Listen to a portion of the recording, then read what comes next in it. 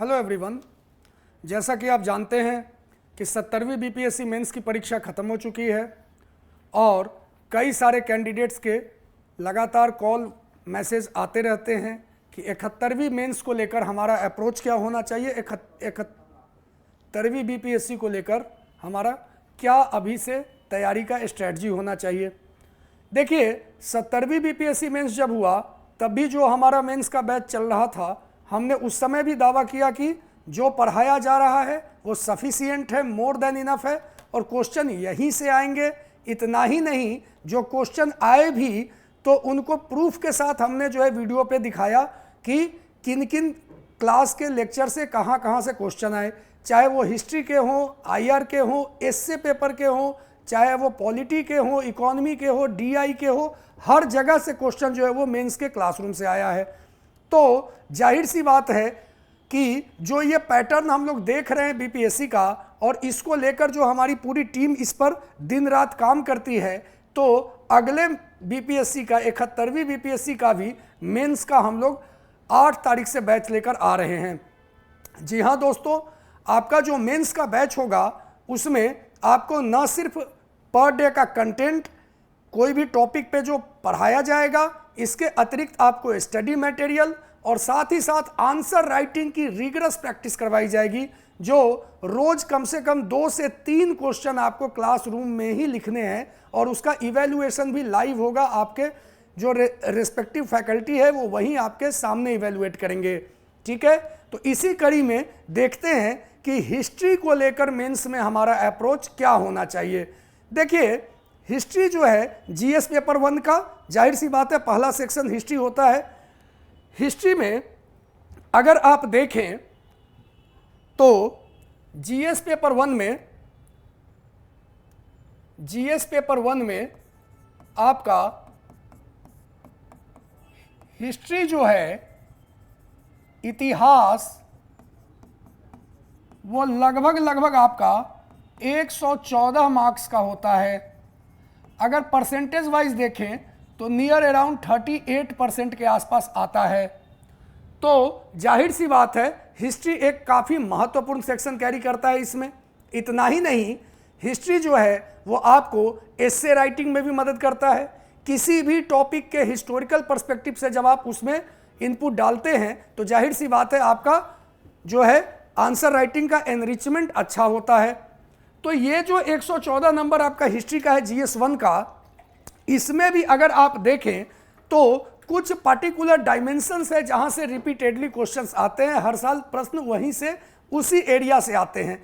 इसके अतिरिक्त कुछ जो संभावित एरिया है जहां से प्रश्न अभी तक नहीं आए हैं, उनको भी हम लोग जो है अपने क्लासरूम में कवर करते हैं, ताकि इन ए ब्रॉडर पर्सपेक्टिव अगर क्वेश्चन किसी भी डायमेंशन से आए तो हम उसको ईजिली टैकल कर सके। तो फॉर एग्जाम्पल अगर आप देखें तो जीएस 1 में हिस्ट्री जो है वो एक स्टैटिक नेचर का सब्जेक्ट है। स्टैटिक नेचर का मतलब हुआ कि यह स्थिर प्रकृति का सब्जेक्ट है। इसमें डायनामिक चीज़ें नहीं हैं, मतलब समय के साथ बदलने वाली चीज़ें नहीं हैं। चाहे वो आईआर हो या करंट अफेयर्स हो, इनमें आपको ऑलवेज अपडेटेड रहना होता है। हिस्ट्री जो है वो आपका एक तरह से स्टैटिक है। स्टैटिक होने की वजह से हिस्ट्री जो है वो आपका कमांड करना थोड़ा कंपैरेटिवली इजी होता है। साथ ही साथ अगर आप देखें तो इसमें मार्क्स स्कोर करना भी कंपैरेटिवली जो है वो इजी होता है। फॉर एग्जांपल 70वीं बीपीएससी मेंस के कमोबेश जितने भी स्टूडेंट से हमारी बातें हुई, उन्होंने बताया कि डीआई का पेपर थोड़ा लेंदी था और कईयों का डीआई में 2-3 सब क्वेश्चन जो है वो गलत भी हुआ। ऐसे में अगर हिस्ट्री उनका अच्छा गया है तो जाहिर सी बात है वो मेकअप कर पाएंगे। अगर इसको आप ऐसे देखें कि 114 मार्क्स आपका हिस्ट्री है और आपका 114 मार्क्स आपका आईआर है और 72 मार्क्स आपका डीआई है। अगर डीआई मान लीजिए सपोज किसी कारण से अच्छा नहीं जाता है, क्योंकि कई बार बच्चों ने बताया कि पेपर लेंदी था या कई जगह उनसे मिस्टेक हुआ वगैरह वगैरह, तो मान के चलते हैं कि इस 72 मार्क्स में, चूंकि यह कंप्लीट आपको मार्क्स देता है, 72 में है तो कटने की उम्मीद कम है, कुछ गलतियां भी हो गई तो 45 to 50 मार्क्स आप स्कोर इजीली कर सकते हैं। अगर मैं 50 नंबर इससे मान के चलूं और अगला जो आईआर का सेक्शन है जो by nature very dynamic section है, डायनामिक मतलब कि इसमें आपको कंटेम्प्ररी इश्यूज से क्वेश्चंस पूछे जाने की संभावना ज़्यादा होती है समकालीन विषयों से, तो इसमें भी मार्किंग पैटर्न कंपैरेटिवली थोड़ा लो रहता है और मान के चलिए कि 50 मार्क्स आउट ऑफ 114 ये एक अच्छा मार्क्स माना जाता है। तो अगर 50-50-100 नंबर यहाँ से आप लाते हैं तो हिस्ट्री जो है वो आपका being a static nature of subject, अगर इसकी तैयारी आपने अच्छे से की है, कंटेंट है, कोटेशन है, डायग्राम है इत्यादि, तो आप इसमें आसानी से जो है 70 नंबर ला सकते हैं 114 नंबर में। जी हाँ दोस्तों, 70 नंबर लाना 114 में कोई बहुत टफ चैलेंजिंग टास्क नहीं है अगर आपने हिस्ट्री की तैयारी अच्छे से की है। मैं खुद जो हूं 64वीं बीपीएससी में हिस्ट्री ऑप्शनल का हाईएस्ट स्कोरर रहा हूं, कई सालों से बच्चों को गाइड कर रहा हूं, इसलिए किस टॉपिक पे क्या डायमेंशन में क्या कोटेशन क्या डायग्राम डालना है ये मैं अपने क्लासरूम में अच्छे से करवाता हूं, जिससे कि जो बच्चे एग्जाम देते हैं वह भी आकर फीडबैक, जैसे 70वीं हुआ तो तुरंत बच्चों के फीडबैक आए कि नहीं सर हिस्ट्री में तो 100% लग गया और जैसा आपने बताया था हमने वैसा ही वहां पे उसको लिखा, वही इनोवेशन किया, वही डायग्राम डाला इत्यादि। तो अगर इन तीनों सेगमेंट को जोड़े तो आप आसानी से 50 + 50 + 70 मतलब 170 मार्क्स आप इजीली स्कोर कर सकते हैं। तो जाहिर सी बात है GS1 170 180 मार्क्स जो है वो काफी अच्छा स्कोर माना जाता है, लेकिन इस स्कोर में आपका सबसे बड़ा मददगार कौन सा है? वो आपका हिस्ट्री है, क्योंकि यही एकमात्र सेगमेंट है जो आपका स्टैटिक है, बाकी जितने भी हैं वो डायनामिक है, उनकी प्रेडिक्टिबिलिटी या उनका स्कोरिंग पैटर्न कंपैरेटिवली थोड़ा लो रहता है as compared with the history. Clear? तो अब यहां पर अगर हम लोग देखें कि हिस्ट्री में मूलतः जो है वो कहां से क्वेश्चंस आते हैं आपके, अगर आप बीपीएससी के सिलेबस की बात करें तो हिस्ट्री मेंस में कई सारे टॉपिक से क्वेश्चन आते हैं, जैसे art and culture, freedom movement,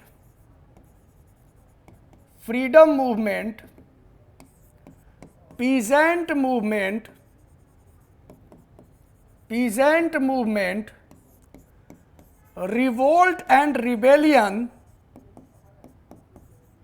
rebellion, personality based question और आपका मिसलेनियस टॉपिक्स।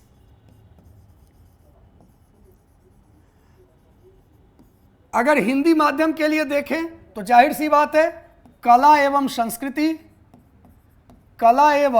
संस्कृति, फिर आपका स्वतंत्रता संग्राम,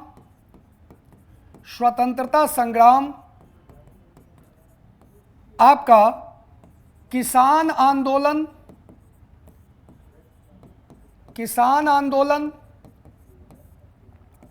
आपके जितने भी विद्रोह वगैरह हुए हैं, आपके जो कुछ खास व्यक्तित्व हैं स्वतंत्रता संग्राम से जुड़े हुए उनके बारे में, और कुछ अलग अन्य घटनाओं से प्रश्न पूछे जाते हैं। अब यहां पे अगर इसको फर्दर सिग्निफाई आप करते हैं तो आप पाते हैं कि आर्ट एंड कल्चर में भी कुछ पार्टिकुलर डायमेंशन से ही क्वेश्चंस बार बार रिपीट किए जाते हैं, जैसे टेम्पल आर्किटेक्चर या मंदिर निर्माण की वास्तुकला। इसके अतिरिक्त आपका केव पेंटिंग्स एंड आर्किटेक्चर या शैल चित्र इत्यादि कई बार पूर्वी भारत का पूछता है, लेकिन ज्यादा आपको उत्कृष्ट पश्चिमी भारत में अजंता, एलोरा इत्यादि में मिलते हैं, तो हो सकता है कि आगे पश्चिमी भारत का भी पूछ दे। इसके अतिरिक्त अगर आप देखें तो मौर्यन आर्किटेक्चर या मौर्य कला, मौर्यन आर्ट और मौर्य कला जो इस बार भी आया था।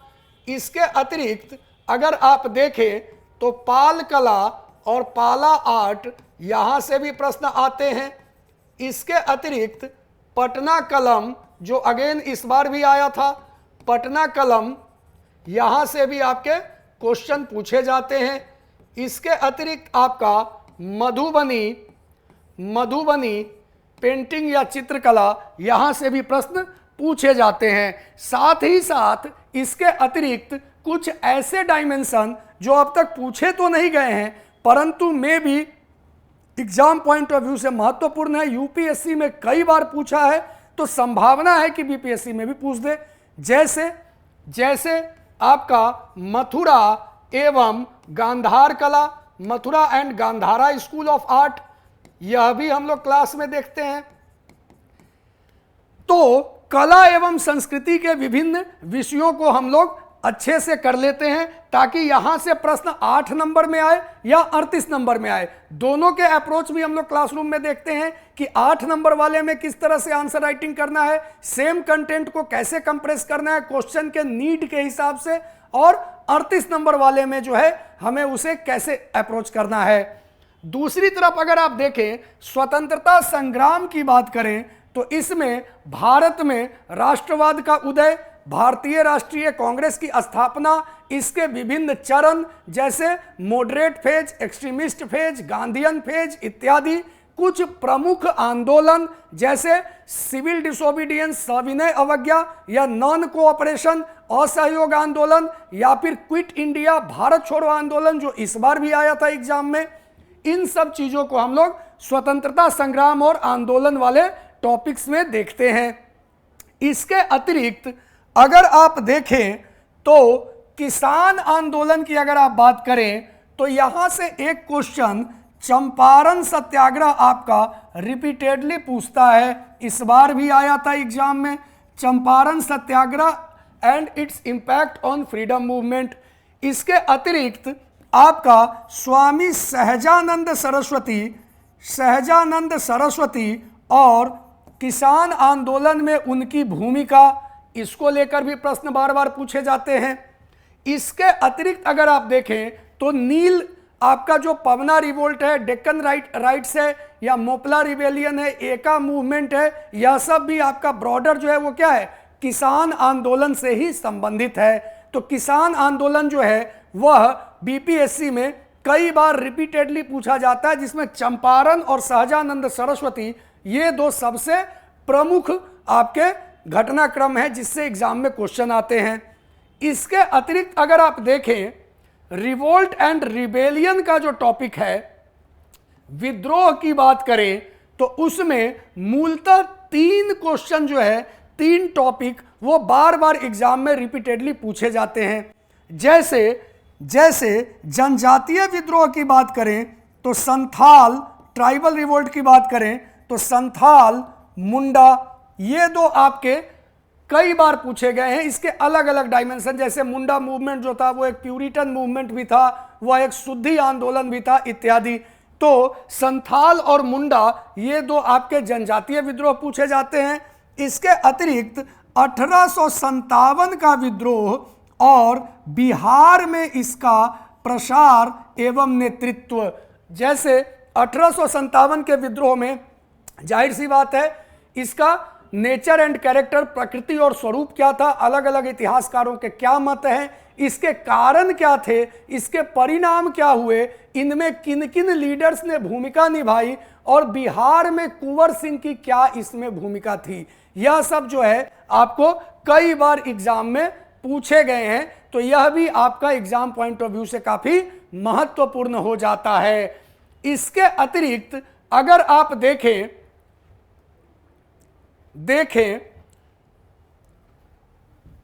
तो पर्सनालिटी बेस्ड क्वेश्चन की अगर आप बात करें,